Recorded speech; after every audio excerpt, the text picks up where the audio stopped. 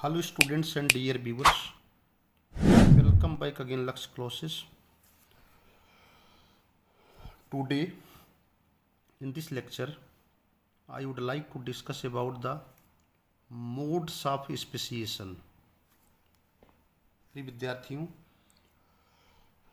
आज के इस लेक्चर में हम मोड्स ऑफ स्पेसिएशन की बात करेंगे। मोड माने होता है तरीका, स्पेसिएशन का मतलब होता है formation of a new species. So it is very clear that mode of speciation का मतलब होता है how any particular species farmed, किस प्रकार से कोई किसी एक स्पीशीज का निर्माण होता है, किस प्रकार से कोई स्पीशीज बनती है। That is known as modes of speciation, और you can say that is also known as types of speciation, speciation के प्रकार। So the possible mode of speciation, based on Mayar.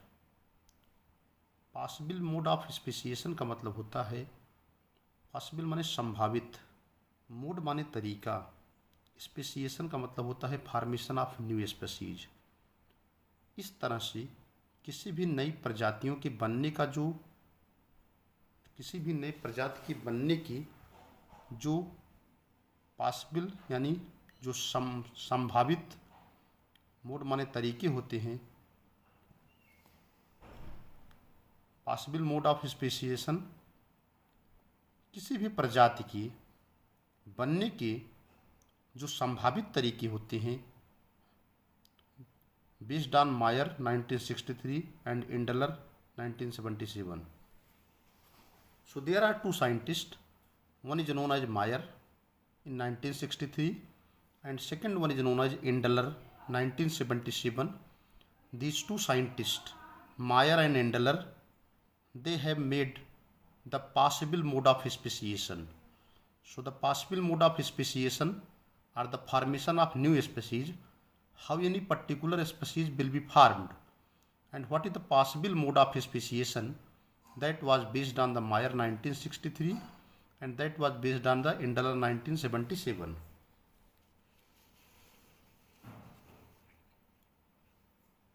First one is the phyletic transformation. What is the phyletic transformation?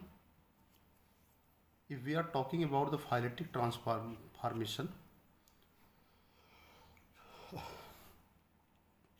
transformation of one species into another species without branching.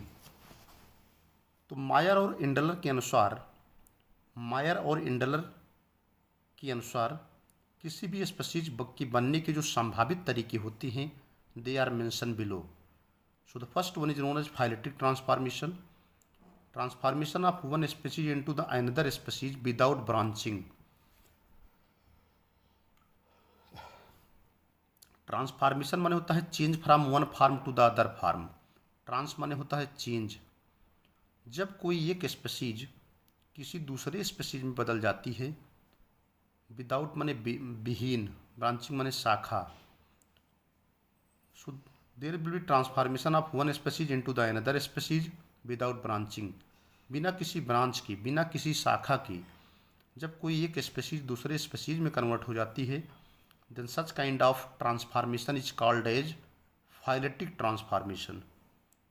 It is clearly observed in the papered moth, but we have also keeping in mind that this phyletic transformation that occurs either due to the change in the gene frequency or this occurs due to the chromosomal inversion.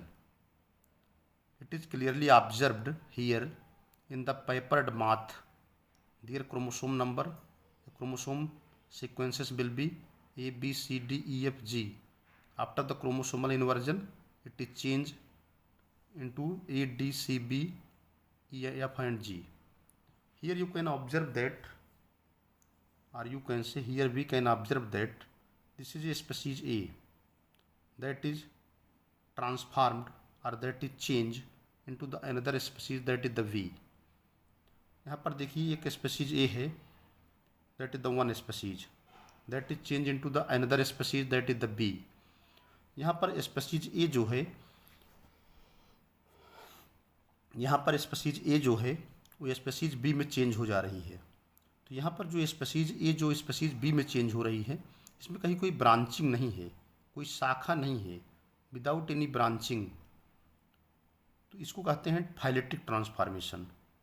तो phyletic transformation में क्या होता है, ये कोई एक particular species जो होती है किसी दूसरे स्पीसीज में चेंज हो जाती है, लेकिन इसमें कहीं कोई ब्रांचिंग नहीं है, कोई शाखा नहीं है। देखिए A is changing into the B, एक ए जो है एक अलग स्पीसीज है और ट्रांसफार्म होकर के चेंज हो जाती है बी स्पीसीज में, लेकिन यही कोई शाखा नहीं, कोई ब्रांच नहीं है।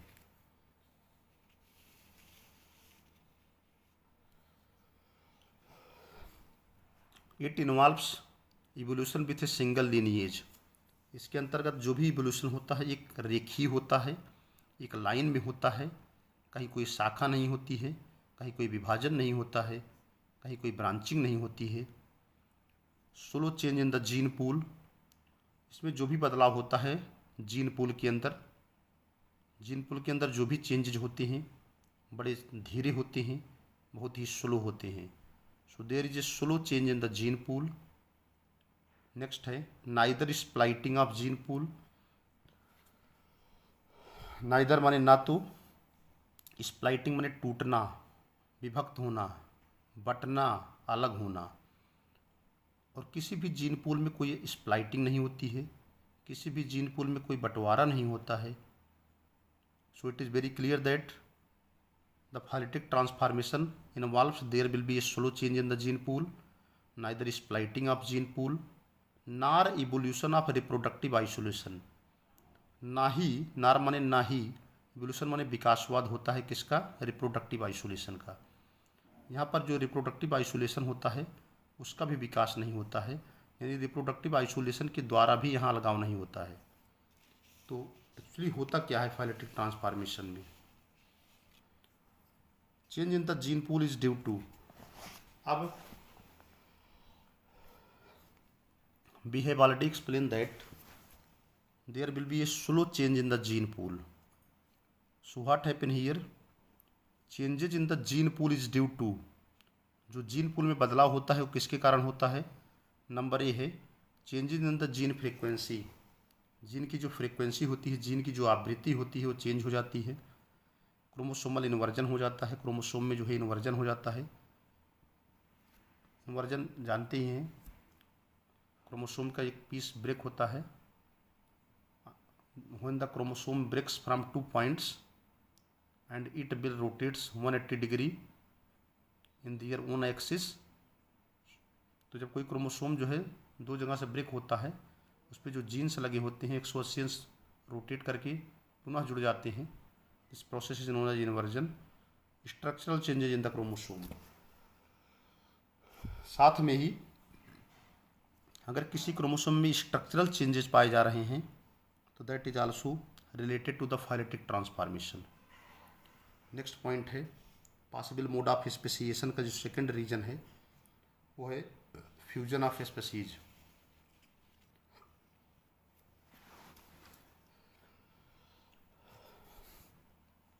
Fusion of species is the second reason of the possible mode of speciation. Formation of one species from fusion of 2 or more species. Formation of one species का मतलब है,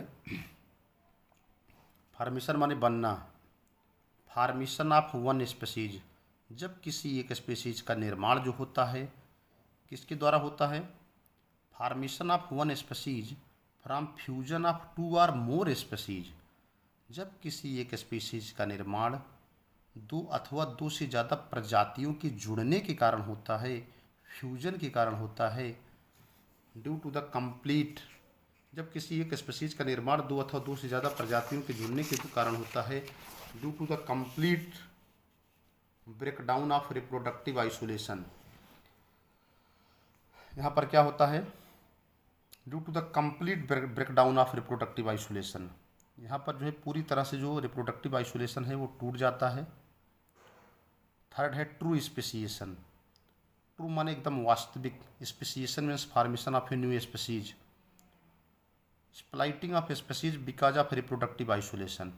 यहाँ पर जो स्पेसीज होती हैं वो स्प्लाइट कर जाती हैं, जो प्रजातियाँ होती हैं उसमें स्प्लाइटिंग होती है, स्पेसीज जो है ब्रेक हो जाती हैं, स्पेसीज में विखंडन हो जाता है, स्पेसीज में ब्रांचिंग हो जाती है।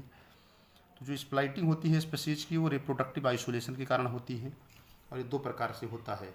So the splitting of the species because of the reproductive isolation comes under the heading of the true speciation, or you can say true speciation occurs when there will be splitting of species because of the reproductive isolation, and the true speciation are of two type। ये भी दो प्रकार का होता है। First one क्या है? First one है abrupt or sudden specification। abrupt or sudden specification का मतलब होता है जब कोई एकाएक जो है स्पेसीज बनने लगी तो उसको कहते हैं सडन स्पेसिफिकेशन कहते हैं। Sudden changes in the gene pool, इसमें क्या होता है? एकाएक किसी जीन पूल में बदलाव होता है। Sudden changes in the gene pool is due to the chromosomal mutation. जो एकाएक जीन पूल में बदलाव होता है किसके कारण होता है? Sudden changes in the gene pool is due to the number one chromosomal mutation, गुणसूत्रीय परिवर्तन के कारण होता है, पॉलीप्लाइडी के कारण होता है, हाइब्रिडाइजेशन के द्वारा होता है। हाइब्रिडाइजेशन में आप जानते हैं मिक्सिंग होती है दो, और पॉलीप्लाइडी में क्या होते हैं? जो क्रोमोसोम्स होते हैं 2n 4n 6n, तो उनकी संख्या जो है लगातार बढ़ती जाती है, पॉलीप्लाइडी कहते हैं। So there will be a sudden change in the gene pool. पहली बात तो सडन स्पेसिफिकेशन में जीन पूल में एक बदलाव होता है और यह बदलाव क्रोमोसोमल म्यूटेशन, पॉलीप्लाइडी, हाइब्रिडाइजेशन और सिम के कारण होता है। और इस तरह से जो स्पेसीज बनती है या जो जिस तरह की स्पेसीज बनती है उस तरह के स्पेसिफिकेशन को कहते हैं सिम्पैट्रिक स्पेसिफिकेशन या स्पेसिएशन कहते हैं। Sympatric speciation occurs due to the sudden specification. और दूसरा है ग्रेजुअल स्पेसिएशन। ग्रेजुअल स्पेसिएशन में क्या होता है? एलोपैट्रिक स्पेसिएशन है, पैरापैट्रिक स्पेसिएशन है और पेरीपैट्रिक स्पेसिएशन है। इसको हम आगे चर्चा करेंगे नेक्स्ट वीडियोज में। एलोपैट्रिक स्पेसिएशन, पैरापैट्रिक स्पेसिएशन और peripatric speciation will be further discussed bye me in the next video. तो आज हमने डिस्कस किया what is the various mode of the speciation. तो इस तरह से दो वीडियो हो गए। फर्स्ट है speciation, second one is the mode of speciation, and later in the third lecture we will discuss briefly about the allopatриc speciation, parapatric speciation, peripatric speciation and parapatric speciation. So thanks to all of you watching the video. Thank you. अगर आप channel पर नए हैं तो channel को like और subscribe जरूर करिएगा। Thanks to all of you watching the video. Thank you.